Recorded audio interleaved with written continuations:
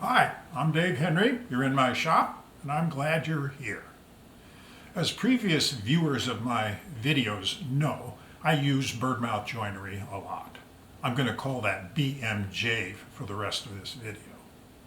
BMJ is very easy to use.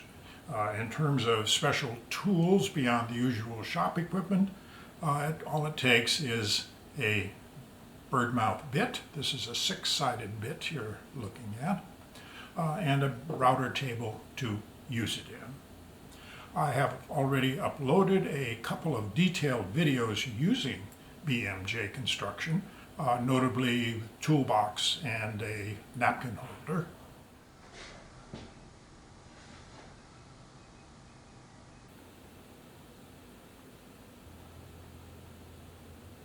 And I've also done several videos on the ideas behind birdmouth joinery.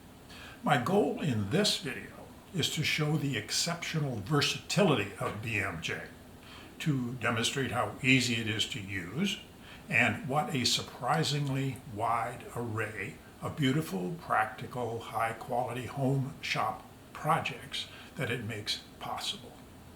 And perhaps best of all, it doesn't require the often hard-to-learn skill sets demanded by more conventional techniques such as dovetails and box joints and mortise and tenons and such. There's certainly nothing wrong with these classical joinery techniques, but for so many weekend wood warriors, such as I was before retiring, they take so much time to learn and practice to get right that completion of a quality DIY home woodworking project happens far too rarely. You can get strong, tight glue joints the first time you use BMJ. So, why do I think BMJ is so easy? Well, the router bit simply puts a V groove into the edge of your square stock. And from there, the basic shape of your project simply falls into place. Here's a simple demo of that idea.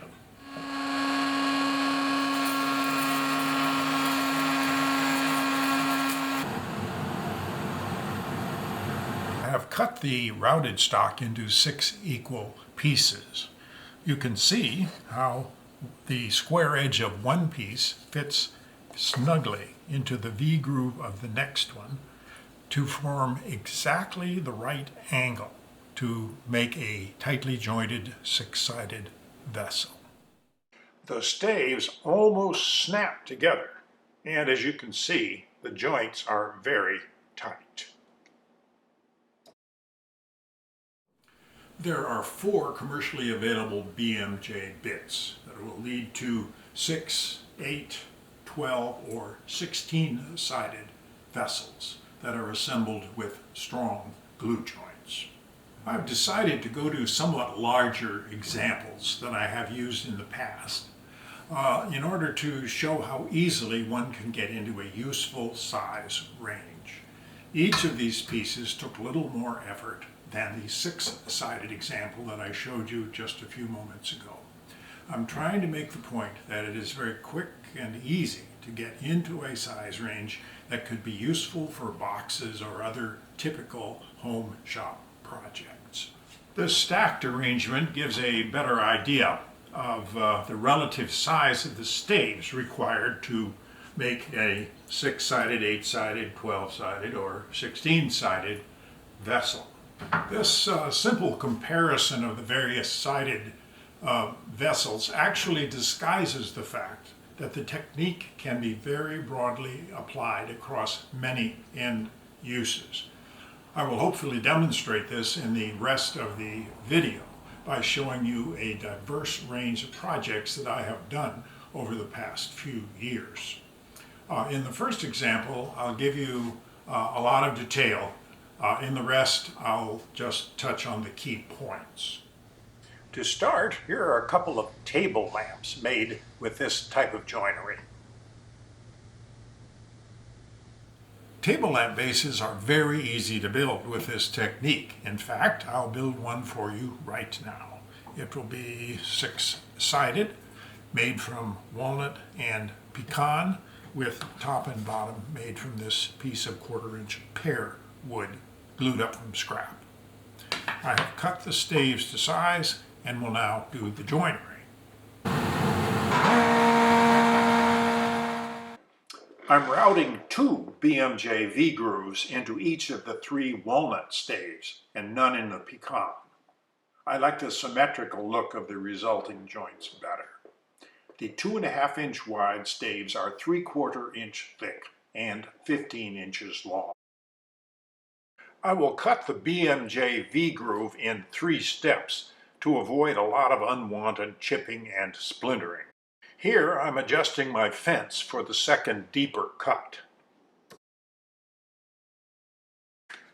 Here is a comparison of 2 staves after the first and second cuts. Now the fence adjustment for the final cut, and then the final cut itself, and here's the stave with the finished BMJ joinery. Next, I'm cutting a dado on the inside end of each stave. It is 1/4 inch wide and deep, and 1 inch from the end of the stave.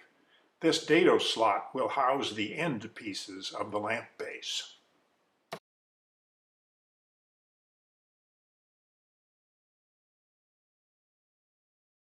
Here's a better look at what the completed walnut staves look like.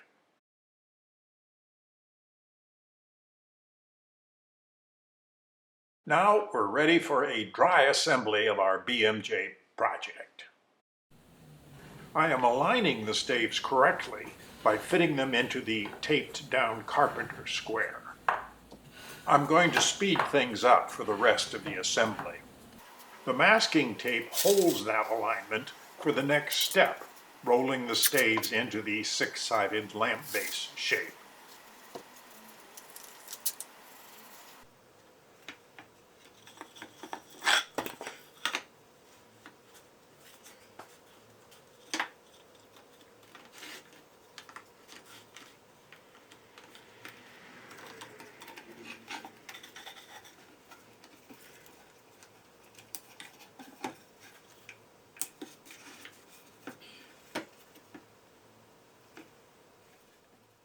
Everything looks okay, so let's cut the ends now. I'm tracing around the dry assembled base onto our pear end stock. I'll do it twice for the 2 ends. Next, draw lines 1/2 inch inside the traces to get the actual end size that will fit into the dado slots. Also, mark the center points of the ends for drilling 1/2 inch holes to accommodate the lamp's electrical hardware. Here are the cutout top and bottom pieces. In order to fit them to be sure everything goes together when you do the glue up, we'll just do a dry fit right now.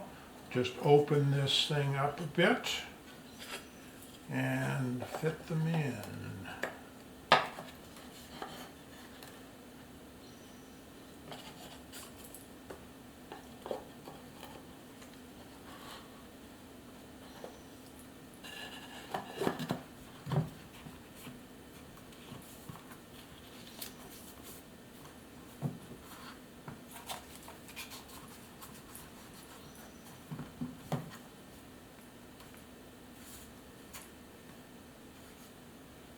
Everything seems to be a pretty good fit.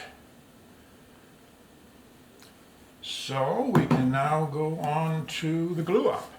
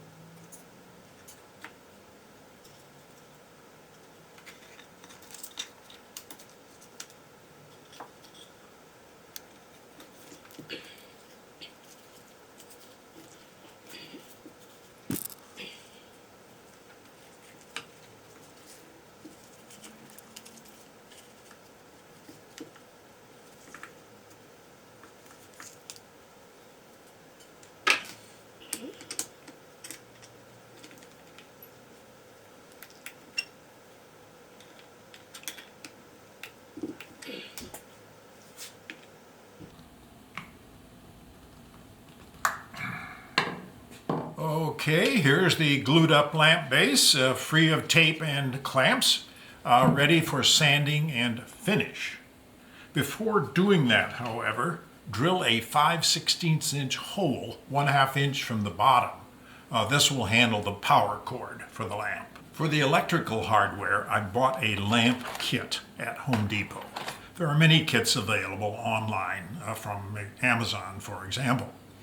If it doesn't come with the kit, you'll also need to get the threaded metal tube that carries the power cord. This will be available from the same source as the kit. It will be necessary to cut this to exact length when installing the kit. I'm going to sand and finish the base off camera. I'm using my favorite wipe-on polyurethane over shellac finish, but your favorite finish will do just as well. Okay, here's a close-up of the finished lamp base. Here is the electrical hardware laid out approximately as it will be installed. The kit has instructions for this. Okay, and here is the completed wired lamp. Goes on and off like it's supposed to. And finally, here is the lamp with a lampshade on it. As you can imagine, it would be just as easy to build a lamp according to your taste, not mine, with different woods, taller, shorter, skinnier, fatter, and a different shade, of course. There's a lot of versatility here. Okay, let's move on to making boxes. Here are two decorative BMJ boxes. The smaller one is Bumiga, mahogany, and holly. And you may have seen it before. I used it as the demo in my video on wooden hinges and clasps.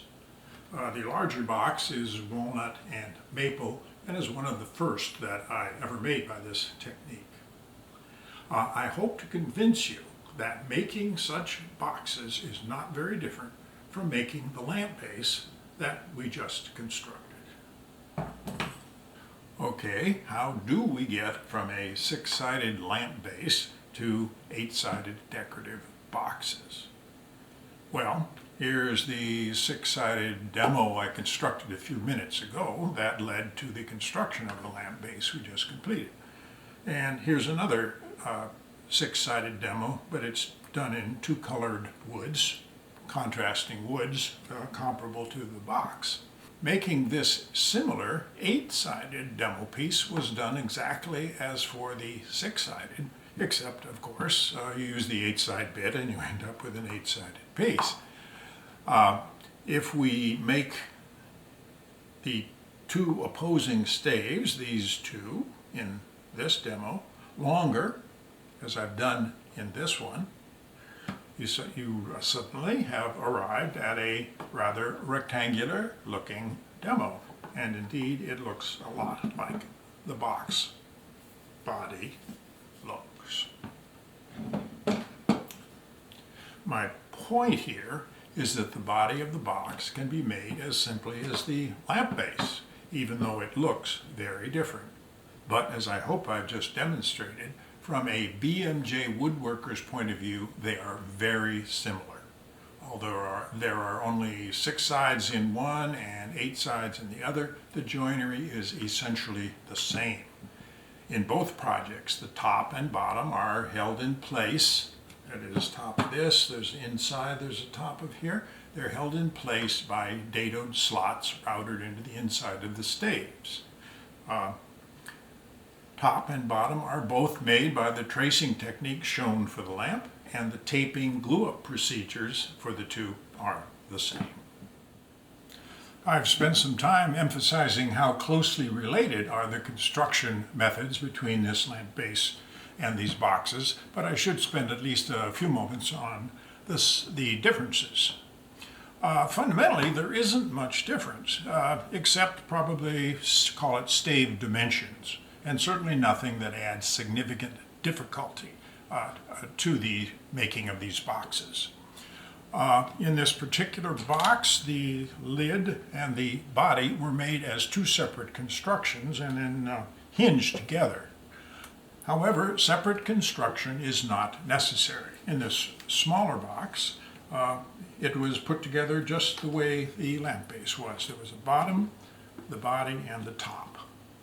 All one piece, and then when it was all glued up, it was simply a matter of cutting with the bandsaw the top off the box, and suddenly we had the lid and the body. This not only saves work, it also has the benefit that you get continuous grain between the body of the box and the lid of the box. That's a nice aesthetic touch. Also, box staves have different proportions from those in the lamp base, and that typically means that the grain in the longer pieces is going to run the long way, and that requires that the BMJ joinery be put in cross grain sometimes, and that takes a bit more care to avoid chipping that might show in the final project. I should point out that in both of these boxes I have cross grain joinery going on here. That is, where the grain runs this way in the front and it runs this way in the corner pieces. In larger projects, that's a bit of a no-no. You worry about expansion problems with the joints. In many years of doing BMJ now, I have found that smaller projects were of this general size. This doesn't seem to make any difference at all, or at least not in the climate of Southern California. Another difference is that in both of these boxes, there are 3 kinds of staves instead of just one, as in the lamp. Corners, ends, front and back. That adds some extra work cutting out parts, but this is pretty simple stuff. Finally, the end pieces in the lamp base are largely hidden, and they're very small. But in a box, the top end, in fact, becomes the lid and is the most visible part of the project. And its design becomes an important part of the project. In this simple, larger box, I have used the contrasting woods as the overall decor and left the grain of the walnut to carry the decorative load for the lid. In the smaller box, I've gone a bit more elaborate, and the mahogany lid is in fact enhanced with strips of holly. There are 13 pieces of wood glued together for that lid. The box bottoms are made from inexpensive 1/4-inch plywood, but I cover the inside of the bottom with an insert of black velvet that I think adds quite an elegant touch. For a detailed look at building an 8-sided lidded decorative box, you might find my video on a unique toolbox very helpful. The rest of this video will show a few more boxes and related projects that I've built using the same methods. This is one of those table lamps I showed earlier. It is 8-sided, made from Wenge and Spanish cedar, and embellished with holly stripes and end caps. Here is another 8-sided box from holly and sateen. The corner holly staves are extended into short legs. Another box with legs, this time from walnut, with holly and ebony accents. This and the next box were gifts for my grandchildren, both with wood hinges and clasps. This one is sateen and holly. This last treasure box, as I call them, is made from bubinga and ebony. Next is a coffee table. You're supposed to ask at this point, why is this included in a collection of boxes? The answer is easy for a BMJ-aware woodworker. Construction-wise, the table is essentially equivalent to the lid of the boxes described earlier. The 4 corner staves have been fattened to a square shape and extended downwards, becoming the table legs. The side and end staves become the table skirts and have been shaped for decorative purposes, in this case to give a green and green effect. This table is made from walnut, maple, and 3/4 inch pecan veneer ply. The pecan tabletop is dropped into place and is supported by a 1/4 inch ply end piece held in place by dados, as with the boxes, and visible only from underneath. The drop-in top is separated from the maple frame with a contrasting walnut strip. Okay, back to real boxes. This is an 8-sided toy box made from recycled pine shelving and construction-grade 3/4 inch plywood, and was planned for a painted finish. It is 30 inches wide, 20 inches deep, and 15 inches high. The front and back are different widths to give a unique shape, and this is easily done with BMJ. Here is an exploded view of the body of the box, showing the shape of the parts and the dado slotting for holding the bottom in place. Assembly was done as with smaller boxes. And this is the finished box. The handles were glued on after assembly. It has a 20-inch wooden hinge in the back, and the lid is fitted with 2 flap stays, added to make the lid close slowly because the box was intended for children's use. Finally, here are the new owners. They seem to like it. BMJ does have some limits. This last box that I am using as an outdoor garden supply cabinet is 6 feet tall, 4 feet wide, and 2 feet deep. Basically, it is a big 8-sided box with extra dadoed in end pieces serving as shelves. It was a struggle to assemble and is screwed together rather than glued. I made it hard for myself by using construction-grade plywood that sagged and warped during the several-week period when I was building it.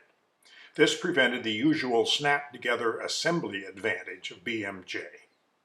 Although this cabinet is functional and in use now, I can't recommend BMJ for such big projects based on my experience in building it.